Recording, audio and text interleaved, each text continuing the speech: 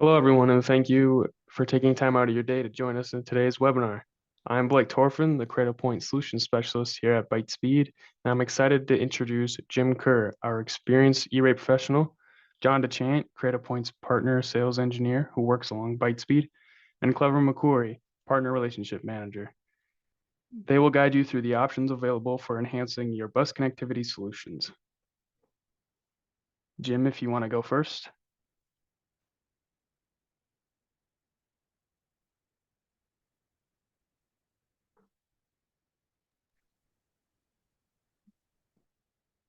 Hey, Jim, can you hear us? Yes, I can. Yep. Okay, Can cool. you hear me? Yep. All good. All right, here we go. So first off, we're going to start with some E-rate updates, and then we're going to jump into school bus Wi-Fi. There's a lot of different things going on and moving parts to E-rate, and I always like to give an update. By the way, before I go any further, let me introduce myself. My name is Jim Kerr. I'm principal consultant at KB and Associates. Our software as a service is E-rate ProfitWorks. We are a service provider and manufacturer consultant. So this is in no way should be construed as helping you with your E-rate process or Form 470s. That would be inappropriate. I speak for Bytespeed and for Cradlepoint in this process. So some of the latest news and updates, there was a notice of proposed rulemaking a couple of years back regarding an E-rate bidding portal, and it's dying a hopefully slow and painful death. Nobody seems to be in favor of it, and so it's just kind of no updates. This is second year of school bus Wi-Fi. Most of the 2024 applications have been approved. When I say most, 95% of them have been approved at this point. And so we're seeing an uptick in applications this year. It was kind of slow last year because it was new. Hopefully everybody's got their feet under them in this process, and it makes sense. There was a ratification of Wi-Fi hotspots as E-rate eligible on July 18th. It's $90 per device and $15 per month for 3 years. And oh, by the way, it's a maximum of 20% of your student population eligible to use. 2025 is year 5 of a 5-year Category 2 budget cycle. So 2025 is use it or lose it. If you have Category 2 money left, spend it now, or you're going in to dig into 2026's through 2030's budget. We anticipate a normal 471 window. In other words, it's going to open sometime early in January and close sometime at the end of March, most likely. We have seen a lot of issues with Category 2, particularly basic maintenance of internal connections versus internal connections applications, where some inadvertent processes occurred where what should be BMIC support SKUs end up under internal connections. Wreaks havoc if you didn't ask for basic maintenance of internal connections and or manage internal broadband services. It's almost impossible to fix after the fact, i.e. after the 471 is funded. But before that, it's relatively easy to fix if you did in fact apply for basic maintenance of internal connections. It's a RAL correction at that point, or a seat acknowledgement letter correction during the PIA process. We would highly recommend that you start looking, if you have Category 2 budget to spend and not sure what you should be spending it on. We see Wi-Fi 8 on the horizon. We just got through Wi-Fi 7. We're still dealing with it as we speak. Some manufacturers were successful. Others weren't so successful in their rollouts. But believe it or not, in 3 years, we're going to be talking about Wi-Fi 8 implementations. That's 40 gig to an access point. If you're not preparing for that, start preparing for it now, making sure you have robust single mode fiber backbones and robust edge, or more like core switches at your edge, frankly. And then there's been some rumors about E-rate is dead. It is not dead. In fact, we saw some positive pleadings at the Fifth Circuit's on the Fifth Circuit's decision where it said the constitutionality was in question of the E-rate program, which differed from the Sixth Circuit and the 11th Circuit decisions. So it's now at the Supreme Court. We've seen some arguments back and forth on several other cases and this one recently. And although they have not done what's called an en banc or en banc for the complete court to hear the arguments for and against on this Fifth Circuit decision, we've seen some other E-rate and universal service decisions and discussions that have come out of the court recently that look positive as far as continuing the universal service program. Cybersecurity pilot program is first phase is wrapped up. November 1st was the deadline to submit the phase 1 484. The application window for that is now closed. There were $3.7 billion in funding requests for $200 million in available funds. So kind of almost laughable as far as the amount of funding available versus what's the need is. But there were 2,734 applications. All 50 states, Puerto Rico, and the District of Columbia applied. And so now they're going to review those applications, announce the selected participants, or in other words, the phase 2 484s, and we see public notice, and 470s will start at that point. So who knows what that's going to look like, but at this point, we probably 30 to 60 days off as a guess. Eligible services list updates largely centered around school bus Wi-Fi and largely centered around Wi-Fi hotspots, with the exception of the last one. So they define the eligibility of off-campus Wi-Fi hotspots and mobile internet services. Changes to the explanation of off-campus wireless services on school buses and a requirement for cost allocation of E-rate funded services for school bus Wi-Fi. So if you're there's a 10% ancillary use rule on school bus Wi-Fi. So if video content was videoing of the bus, and as long as that's not consuming more than 10% of the application, it's acceptable use and ancillary, and does not need to be cost allocated. More than that, it does. And then cost effectiveness standard test for data plans, which has been a standard for years and years for E-rate. If you're going to do data plans and air cards on a campus, it has to be the most cost effective versus a wireless LAN solution on campus. And then further definition of one-time charges for basic maintenance on internal connections are eligible to be paid one time in advance for annual maintenance. And I'm going to get into that one a little bit more here. We've seen some significant issues for the service provider community, who are our clients, in getting paid in a timely fashion by USAC on a SPI invoice for basic maintenance of internal connections for support SKUs. There are a variety of manufacturers have some sort of support built in, and then they actually, in their licenses, some of them break it out. And where it's broken out, it's typically a one-time cost for 1 year or multi-year licenses. USAC has been paying those out as if they were month to month. And so you apply at the beginning of the funding cycle, once you get your funding commitment decision letter, and they say, oh, it's only good for 3 months out of the 12-month application, and we'll just pay you partial payments. They've been doing that fairly consistently, and it's problematic because, frankly, your service provider partner has had to pay for that out of pocket, and now they're not getting reimbursed for it in a timely fashion. If you're buying multi-year basic maintenance of internal connections support SKUs from the manufacturer, which we recommend, frankly, plan on paying for it out of pocket up front and then seeking reimbursement year over year for those fees. That's the only way to do it, frankly. So that's, keep an eye on it. We are lobbying with USAC, and it's getting escalated to the FCC as we speak regarding this whole topic, and watch this space. So let's talk about school bus Wi-Fi. Again, it's 100% eligible. You can look at the eligible services list this year for 2025. Both the equipment and the cell services are eligible under Category 1. Buses leased from a third party are eligible if they are solely used by the applicant for students. You have to own the equipment on the leased bus, but it is eligible. Funding year 2025 FCC Form 470 with the new funding year 2025 format opened on September 19th. And applicants will use the new drop-down menus on the Form 470. Last year, you had to fill in the blanks with some language and write it out in definitions and narratives and directions and all that stuff. This year, it's a drop-down menu that says school bus Wi-Fi, and I got a slide on that a little bit later. Competitive bidding rules still apply. Schools with a rural designation can have dual carriers on the same bus to ensure connectivity. It should be noted in your RFP which coverage areas that they need to cover and who the carriers are. Obviously, a good idea to have some sort of documentation as an RFP in this process.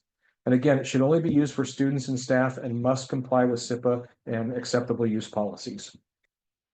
The operating system is 100% eligible, and the maintenance and operation services are not eligible. So if you need support on these things, something breaks, a kid sticks a pencil in it or whatever it happens, that is not eligible under E-rate.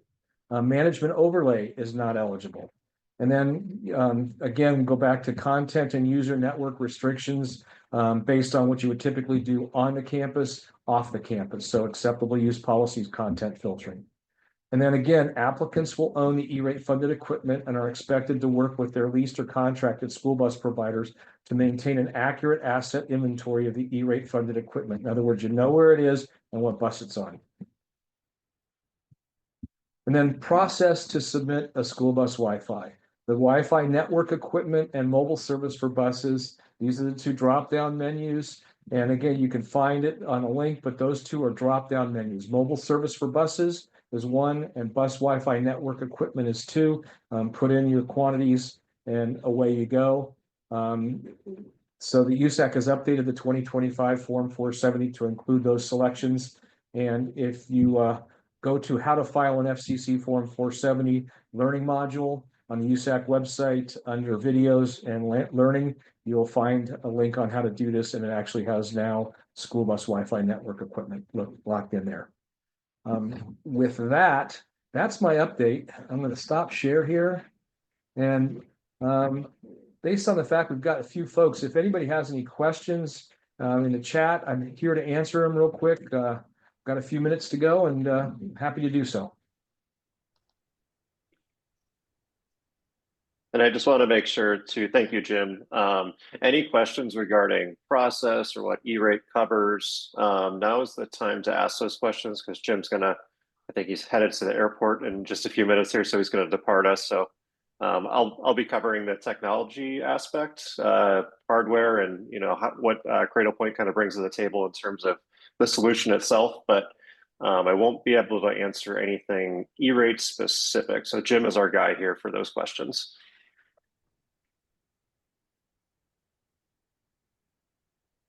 Going once, going twice, sold.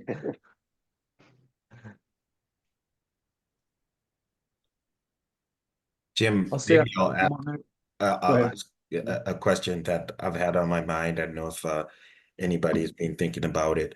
So when it comes to things that you've seen reviewers question on applications that maybe folks can think of as potential landmines to stay clear of, what have you seen as things that have caused trouble or language that they've put on their application that has caused them to be flagged? When they put all the other things that they could possibly do with a school bus Wi-Fi on the bus in their application, like, oh, we want cameras, we want loud noise detection, violence type, emergency buttons, all those kinds of things that they can put, location detection stuff, videos for the bus as far as accident recordings and those kinds of things. Those are all ancillary use and not part of the educational purpose. And E-rates, those are ineligible under the E-rate program. So keep it clean, I guess, is the best option. Okay. Thank you. So Jim is obviously a wealth of knowledge when it comes to all things E-rate, even though he'll be departing us right here. After I go through my portion, if some questions kind of arise in terms of, is this eligible for E-rate, or how do, what's this process look like? Bytespeed or my Cradlepoint, we could engage Jim and have some one-off questions, or even schedule other sessions if you have some more questions after the session's over. I'll hang around for a couple more minutes. Cool, sounds good. Thanks all. Thanks for your time. And have a great E-rate season. It's just beginning. All right, let me go share my portion here.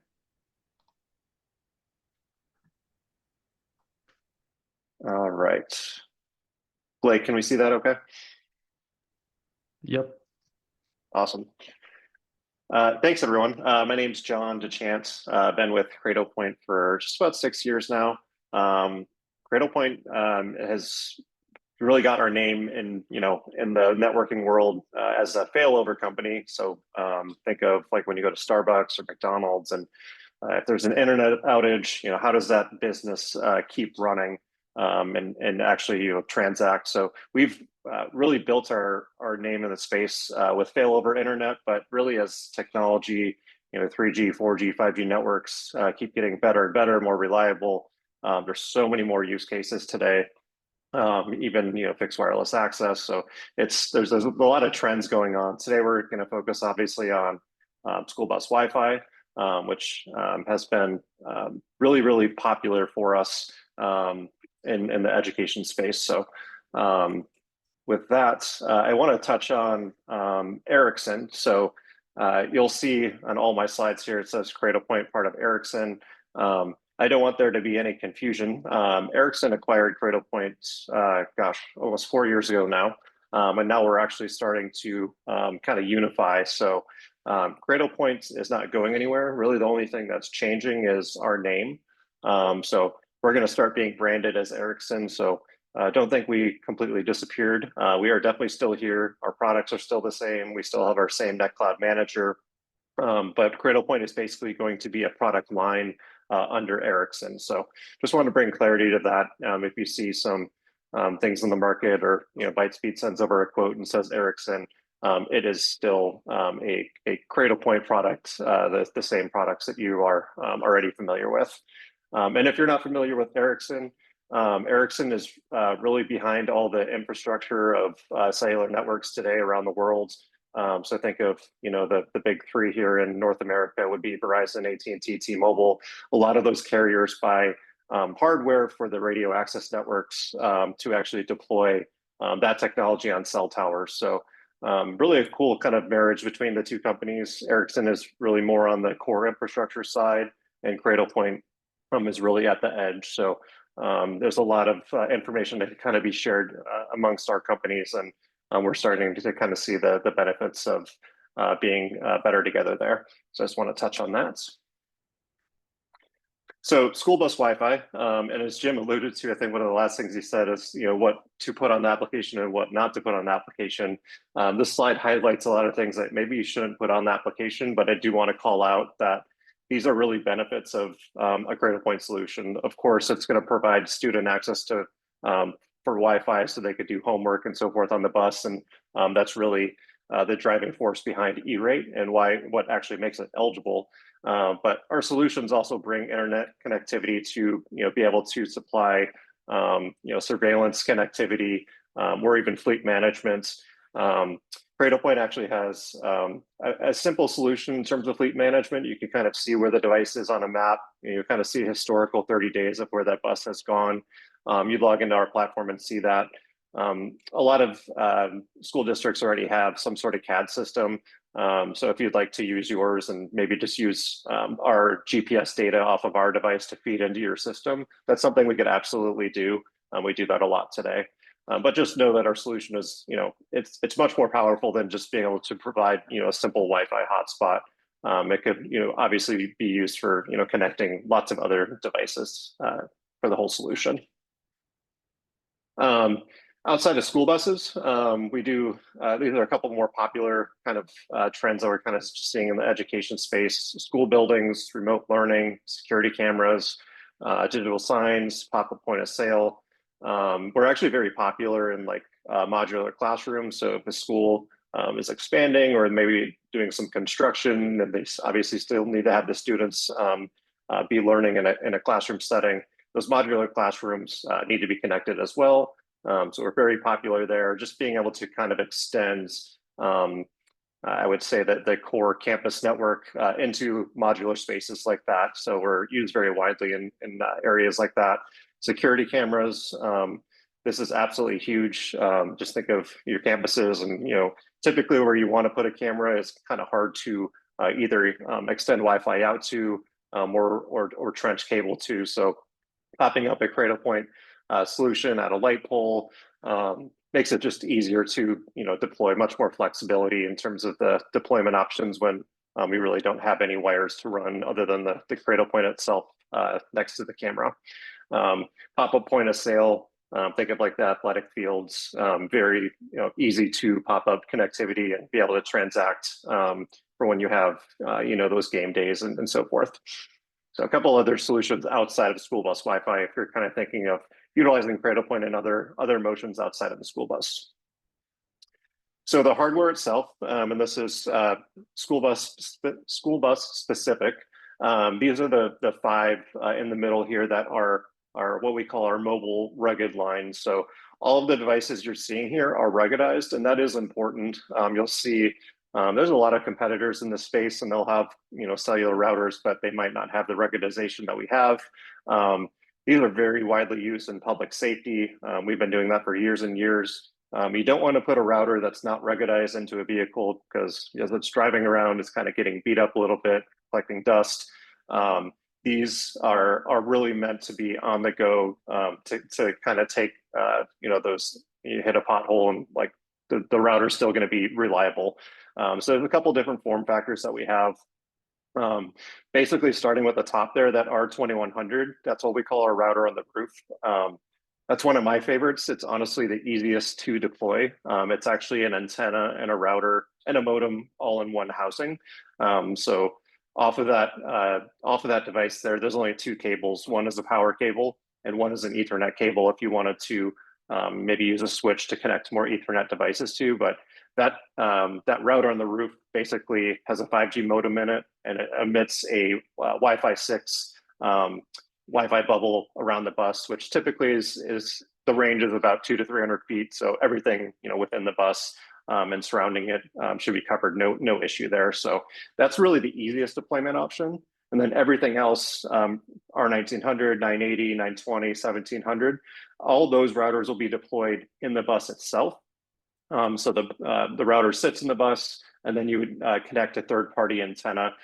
So we have lots of antenna partners we could kind of refer you to, but those are going to be third-party antennas that sit on top of the bus to capture that good 4G, 5G signal. They could also be used for Wi-Fi as well. But there's some pros and cons of each kind of deployment model.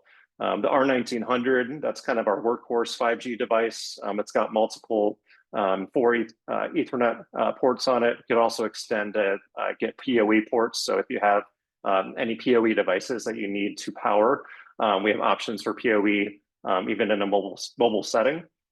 That 980, that actually just launched just about 3 weeks ago. So this is going to be our low-cost kind of entry-level 5G device. It's a single modem, so you could have a single carrier on it. If you're looking to do dual carrier, that's where the R1900 is still going to be our workhorse and be able to support a dual active modem deployment. R920 is a really solid device. It's LTE, but even LTE, honestly, LTE today brings some really good speeds, typically 50 to 100 megs in good network conditions on the download side is what you could expect out of a good LTE signal. So if you're not expecting the bus to be completely full, you're maybe thinking 5 to 10 students are going to be using this simultaneously. LTE could be still a great option at a really great cost. And IBR 1700, this has kind of been in our lineup for the longest time. It's got a built-in LTE modem and has the option to put a second 5G modem in the same housing. So a couple different deployment models and options, but wanted to kind of talk about the hardware here really quick, and then how it connects to NetCloud. Before I do that, Blake, I don't have a read on any questions. If any questions come in or anything I should address before I move on here. No questions at this time. Cool. So with Cradlepoint, obviously we have really great hardware. John, real quick. Yeah, go ahead. Something just popped up in my mind here. Maybe it'd be good to help folks understand, when is it appropriate to go with a 920 versus a 980 versus the R1900. Some things I've heard is expandability. So if you're looking to connect more things with the router, the R1900 would give you a dock option to be able to connect with it. I'll just let you speak to that. Yeah, definitely. So the 920 is a great kind of, get your foot in the door. It's a great cost. You'll see that, Bytespeed could provide quotes on all these, but 920 is going to be really the lowest cost option that we have here. But what's great about the 920 is it actually is expandable. So if you just want to get started, get a router in the vehicle, you can get the 920, and a couple months down the road, if you're like, hey, we're actually having a lot more students connect to this than we thought.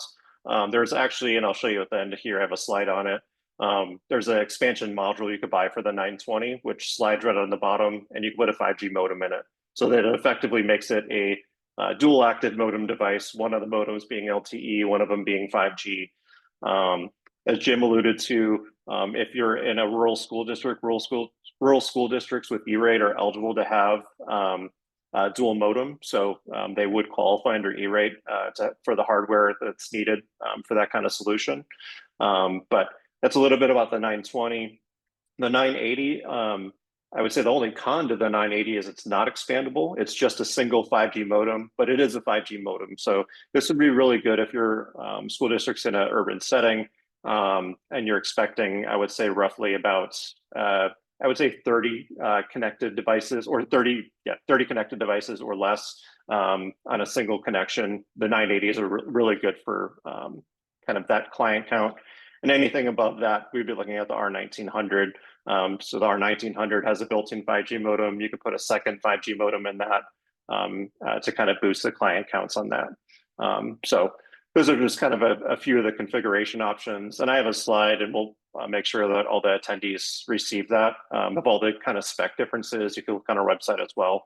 But just wanted to kind of call out, there's various form factors and needs to have PoE ports, or maybe you don't need PoE ports. So we know everything is kind of situational for your needs, and we just have the options to kind of cater to what you are looking for there. So in terms of hardware, kind of covered that. Simplified management, so NetCloud. This was really the biggest reason that people purchase our solutions. Is obviously we have great hardware, but all of our hardware connects up to our NetCloud service. So it doesn't matter if it's on a Verizon connection, AT&T, T-Mobile, or even a wired link. If you had it maybe bench testing inside, not even on cellular, as long as that router sees the internet in any way, it's going to connect up to our NetCloud service. And you as an admin could have, you could have multiple administrators, you could have different roles, maybe diagnostics users or read-only users. But you're basically able to log into the system and see where the devices are on a map. You could see if what type of cellular health is looking like in terms of that particular vehicle. You could see as the vehicle's driving around, maybe there's certain parts of town that are, poorer on Verizon and stronger on AT&T. You can actually receive that data and maybe actually make decisions on, should we make maybe AT&T the primary carrier instead of Verizon. So there's different kind of, intelligence that you could gather from that platform. But most importantly, you're able to remotely manage and configure it. So you're able to go into the configuration, set the Wi-Fi. We do have some school districts, use VPN tunneling to kind of make this an extension of your campus network. That's absolutely doable. Sometimes you just have it wide open, and that's okay too. But there's different types of ways to configure the router completely remotely using the NetCloud service. So I wanted to call that out there. Included with the NetCloud service is also obviously the cloud management itself, but when you purchase our solutions, they're sold in 1, 3, or 5-year options. And that also includes a limited lifetime warranty, so RMA support, 24/7 global support. So if you have questions while you're configuring it, or maybe just troubleshooting in a couple years down the road, you're having an issue with something, you call our support line. It's all US based, and typically they answer in about 5 minutes or less to speak live with an engineer. And last but not least is on-demand training. So we have a great solution. It used to be called Cradlepoint University. Now it's Ericsson Enterprise Wireless University. Basically, you'll receive access to that for yourself and anyone that will be using the NetCloud service to walk you through some really great training on how to use the platform.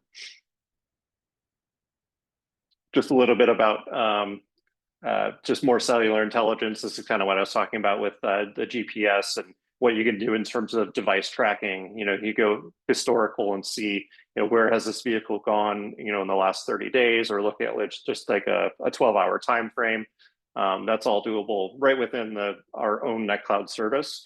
If you have other AVL or automatic vehicle location systems or CAD systems that you're already using, you could actually spit our GPS data that's gathered on our device and push it to your AVL system.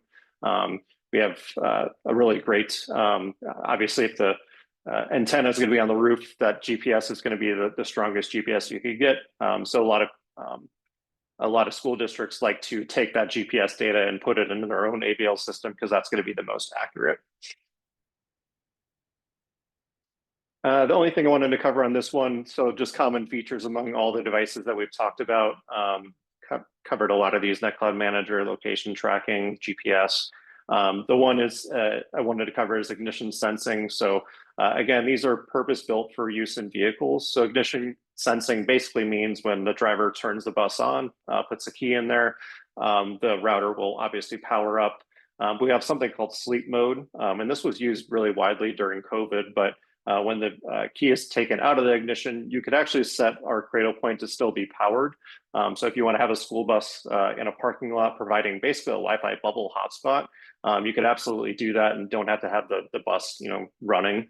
So you could actually turn the bus off, and you could set a timer. I believe the maximum is 15 hours. So basically the Cradlepoint will still be powered by the school bus battery with the ignition sensing feature that we have there. Won't cover all this, but this is just really more in-depth details of the specs here. If there's any questions, I'd be happy to kind of run through them, but this will kind of point out the different types of Wi-Fi, how many Ethernet ports are available, the hardening, so IP64, 67, etc. So if any questions on the specs, please let me know, because I could dive into this a little bit deeper if needed. And then just our managed accessories. So this is kind of what I was talking about with just that flexibility of, if you buy R920, which is more the entry-level mobile device, and you decide, we actually do need more bandwidth, we need to expand this a little bit more, you can get the RX20. The RX20 is just a housing that slides right underneath. That actually gives you 2 more Ethernet ports, and it also gives you a modular bay to put a second modem inside, so you can purchase a 5G modem to go inside that. And then the same for the R1900, just a little bit bigger device, so it needs a little bit bigger housing. With R1900, same thing, it actually gives you 4 more ports, except those ports are actually PoE as well. So this would be the solution, the R1900 with the RX30, if you have a need for PoE in the vehicle. So a lot of surveillance cameras are using PoE, and if you want to kind of take advantage of the PoE budget that this can supply, you could go with the RX30 on this. So that covers what I wanted to share about really just the technology itself. So happy to answer any questions here. And if you think of anything for Jim or myself after this, happy to field that over email. We could set up a call, but just let us know, and I know Clever and Blake will be ready to kind of field those questions and bring those to us. Thank you, John, for going over Cradlepoint solutions and joining us today. And thank you all for taking time out of your day to join us on this webinar. We will be sending you a follow-up email with the recording from today's webinar and a quote as well. Anything you want to add, Clever? Yeah, just if you have any questions, just let us know. We'll be more than glad to assist. Awesome. Thanks, everyone. All right. Thanks. Have a good day. Thanks. Bye.